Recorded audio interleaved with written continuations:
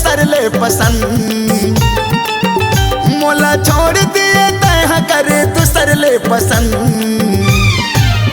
मटमटा के घूमे वो पल्सर मटूरा संग, ओटार के घूमे रे पल्सर मटूरा संग।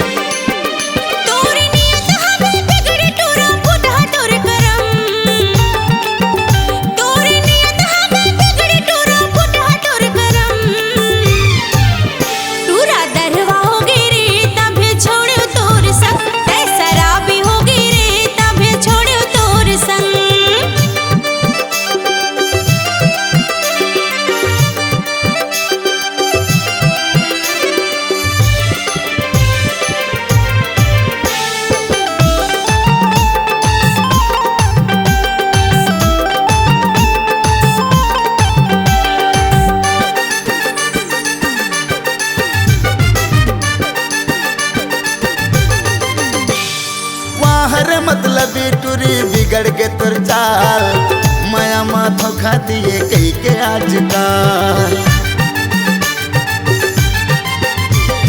वाहर मतलब टूरी बिगड़ के तुर चाल, माया माथो खा दिए कही के आजकल, माया माथो खा दिए कही के आजकल। पहली माया रहित मोर पर अब बढ़ के तुर घमंड, पहली माया रहित मोर पर अब बढ़ के तोर घमंड।